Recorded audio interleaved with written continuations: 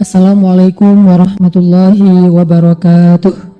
Malam ini kita membahas tentang 4G yang kalau dalam handphone kita atau smartphone kita itu salah satu akses agar kita lebih cepat dalam mendownload atau dalam menjalankan aplikasi di handphone kita. Apalagi kita yang sering buka YouTube atau punya beberapa aplikasi-aplikasi yang memang butuh daya akses internet yang tinggi, itu dijadikan sebagai analogi tentang gimana cara kita membangun hubungan dengan Allah Subhanahu wa Ta'ala supaya ketika kita berdoa itu cepat diijabah oleh Allah. Supaya ketika kita ada masalah cepat dapat pertolongan dari Allah. Supaya ketika kita dalam kesulitan, Allah segera menurunkan keajaiban dan jalan keluar. Dianalogikan dengan 4G. Dalam bahasa lain itu bisa dibilang ini adalah wasilah.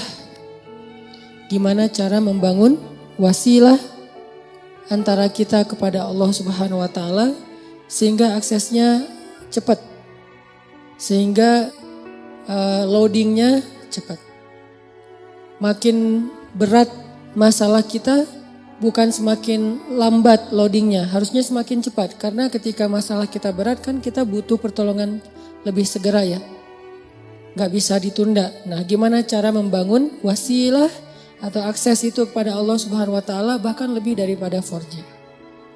Sebelum itu saya pengen nyampein beberapa contoh kisah orang yang punya 4G ke Allah, yang punya wasilah yang bagus kepada Allah Subhanahu wa Ta'ala sehingga ketika mereka butuh Allah, Allah segera menurunkan pertolongan dan keajaiban dalam hidup mereka. Salah satunya adalah cerita Ibrahim bin Adham. Kita tahu Ibrahim bin Adham ini salah satu tokoh tasawuf yang dikenal di antara para ulama bukan dengan keilmuannya, bukan dengan hafalan hadis-hadisnya, bukan dengan fikihnya, tapi dengan kedekatannya kepada Allah dan diijabahnya doa dia. Ini Ibrahim bin Adham. Secara status Ibrahim bin Adham ini emang orang miskin, bahkan bisa dibilang fakir. Tapi secara realitas kalau kita baca kisah beliau gak pernah kekurangan. Beliau gak pernah kesulitan. Miskin hartanya, hampir dibilang gak punya aset, gak punya tabungan. Tapi pengen apa aja Allah kabulkan. Mirip dengan Uwais Al-Qarani di zaman tabi'in. Emang orang miskin dari desa Qaran Yaman. Tapi Uwais Al-Qarani ini selalu dimudahin sama Allah dalam setiap urusannya. Jadi kesimpulannya dari sini kita jadi tahu yang paling kita butuhin dalam hidup itu bukan berlimpah harta. Yang paling kita butuhin dalam hidup itu bukan banyaknya aset. Walaupun itu baik dan itu sesuatu yang perlu disyukuri, bukan dihindari. Dan kalau perlu kita perjuangkan. Tapi itu bukan yang paling kita butuhin dalam hidup. Bukan banyak teman, walaupun banyak teman itu justru kebaikan. Dan seorang muslim itu emang harus bermuamalah, harus terbuka, harus banyak teman, banyak sahabat, banyak pengikut kalau perlu. Tapi bukan itu nomor satunya. Karena kalau kita punya banyak harta, tapi Allah Subhanahu wa Ta'ala tidak memberikan kita kebaikan di dalamnya, maka harta itu tidak memberi manfaat apa-apa buat kita. Malah banyak banget orang yang dengan harta yang bertambah juga masalahnya. Bertambah harta, bertambah konflik keluarga. Bertambah harta, bertambah banyak musuhnya. Bertambah harta, bertambah banyak yang ilfil sama dia. Yang lebih parah lagi bertambah harta, bertambah jauh dia dari Allah Subhanahu wa Ta'ala. Jadi ada dua kondisi nih. Ada orang yang minta harta karena dia salah paham, dia pikir kalau banyak harta itu hidupnya jadi mudah. Tapi biasanya kalau dia nggak hati-hati dengan bertambah harta, dia bertambah jauh dari Allah. Karena mulai lalai. Kalau tadi ketika hartanya sedikit, dia nggak bisa lalai, kenapa? Nggak ada fasilitas, nggak ada modal, mau lalai gimana? Mau jalan nggak punya modal, akhirnya di rumah aja.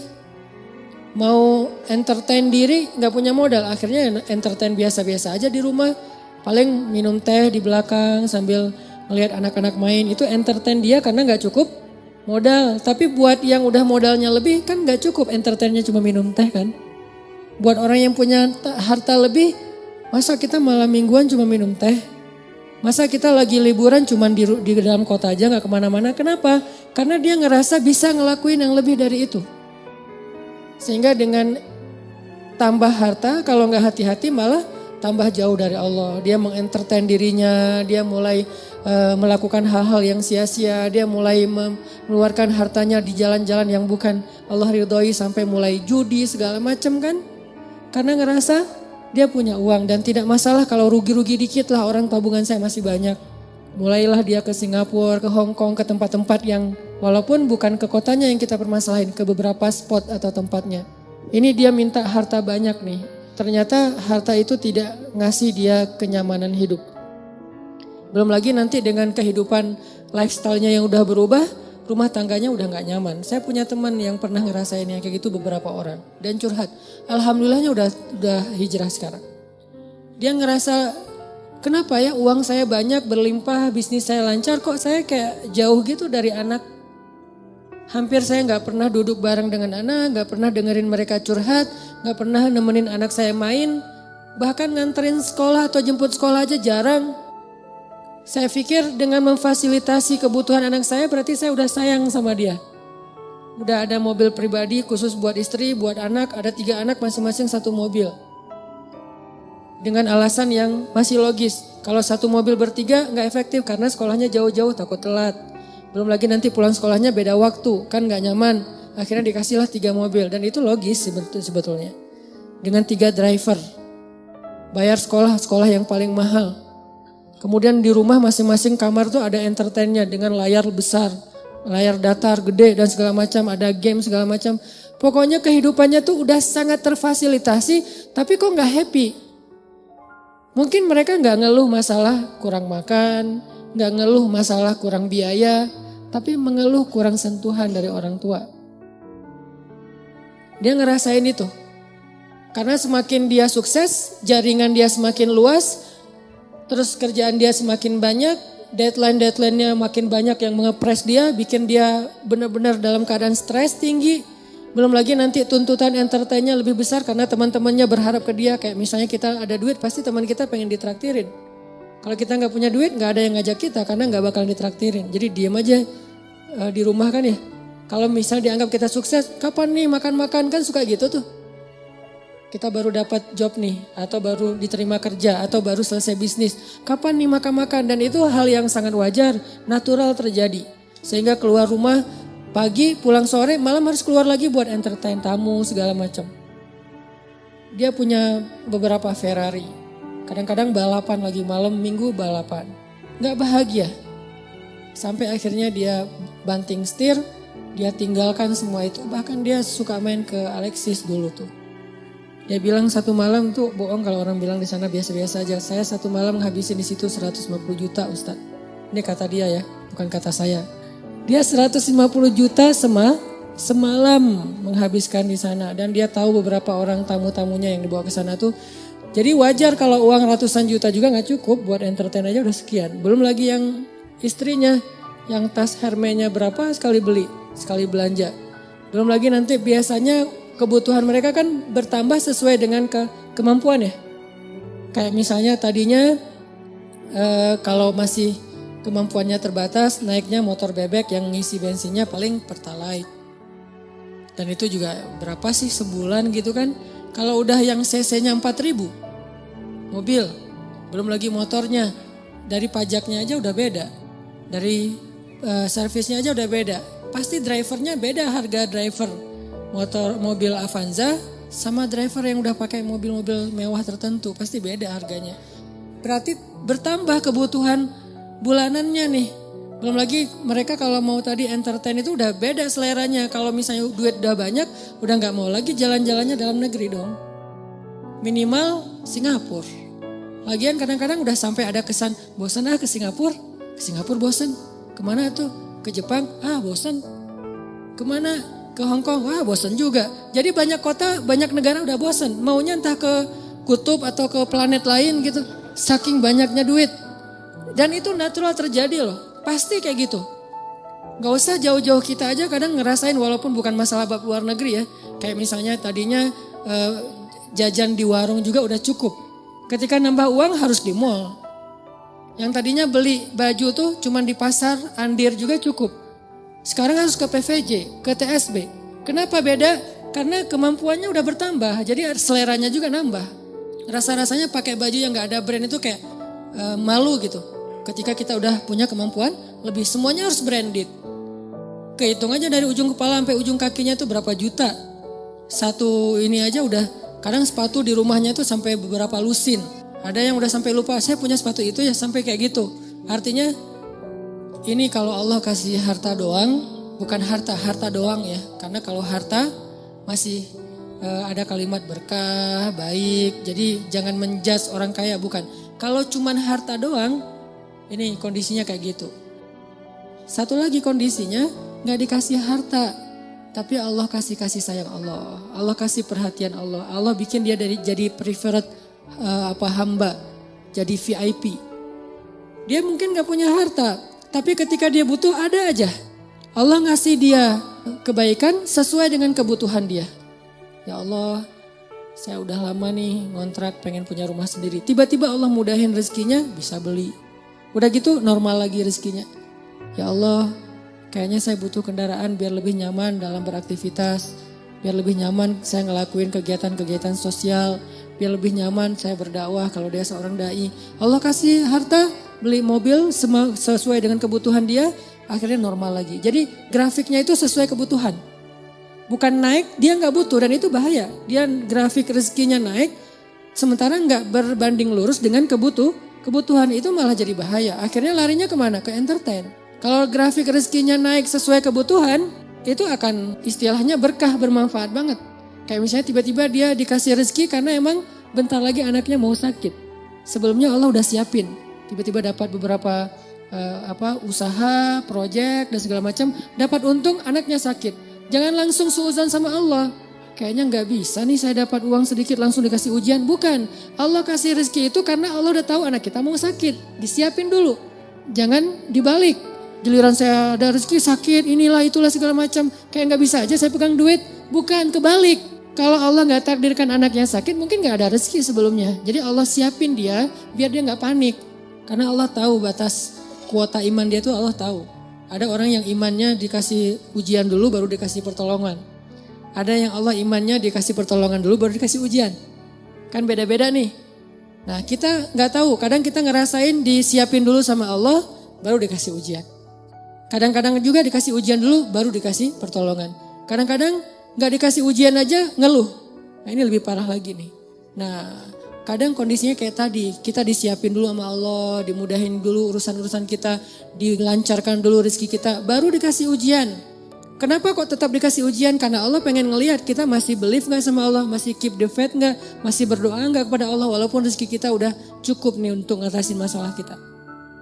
Akhirnya kita pakai rezeki itu. Dan Allah pengen nguji juga. Kira-kira kita berat gak nih dengan ujian itu ketika Allah sudah memberi kita rezeki.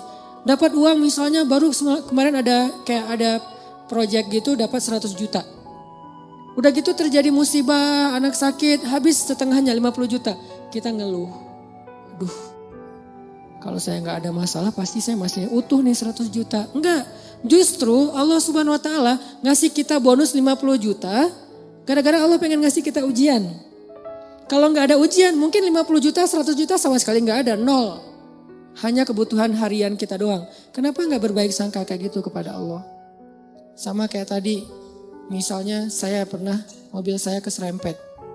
Orangnya zalim, marah duluan, dia curi start. Sebelum saya marah, dia marah dulu. Kebiasaan. Kalau kita kan sebelum orang marah kita minta maaf duluan ya. Kita baik-baikan duluan, kita ketawa duluan biar nyaman nih ngomong komunikasinya. Dia enggak, dia marah duluan. Akhirnya karena dia marah duluan, dia kayak punya bergaining gitu. Akhirnya saya terpaksa bayar 1,5 juta. Gak lama seminggu kemudian saya dapat 15 juta dari sebuah usaha. Waktu itu saya masih punya beberapa usaha. 15 juta. Kadang you was wish, datang setan gak bisikin. Kalau kemarin nggak ada masalah udah 16,5 juta kan. Ini gara-gara kemarin ada masalah jadi pas 15 juta nggak ada tambahan. Enggak, kalau kemarin saya nggak keluarin duit 1,5 juta, maka nggak ada 15 juta. 15 juta itu reward Allah buat keikhlasan, kesabaran saya. Bukankah Allah mengganti kerugian hambanya dengan yang lebih baik? Jadi logika ke Allahnya kayak gitu. Sehingga ada hamba yang kalau kita lihat dia nggak punya aset yang berlebih. Ada sih cuman nggak banyak-banyak amat. Nggak punya tabungan yang kayak gimana gitu, biasa aja tabungannya. Masih normal banget, bahkan sedikit riskan. Ini gimana kalau anaknya sakit nggak ada duit? Kan ada Allah. Ini bukan kata-kata pasrah ya, ini kata-kata tawakal. Beda pasrah sama tawakal. Pasrah nggak berikhtiar. Tawakal tetap ikhtiar, tapi ikhtiar itu tangan, hatinya bergantung kepada Allah. Jangan sampai hati bergantung ke tangan. Jadi kalau tangan nggak megang duit, hati resah. Harusnya tangan mah megang duit, megang emas, megang perak, megang apa aja. Itu nggak ngaruh ke hati orang, hatinya gantungnya ke Allah. Bukankah di antara arti ikhlas itu adalah tidak ada bedanya antara emas dengan batu? Di mata orang yang beriman tidak ada bedanya emas dengan batu, sama di mata dia. Gak membuat dia lebih bahagia gara-gara dia pegang emas, gak membuat dia berkeluh kesah gara-gara dia megang batu. Biasa aja. Dia manfaatkan emas, dia syukuri, dia sedekah, dia pakai untuk fasilitas dirinya, dia berikan hak-hak orang yang ada di dalamnya. Kalau dia megang batu ya sudah, dia bersabar.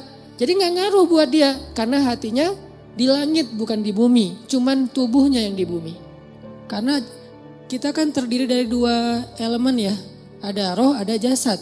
Roh kita berasal dari langit, jasad kita berasal dari bumi, diciptakan dari tanah, itu jasad.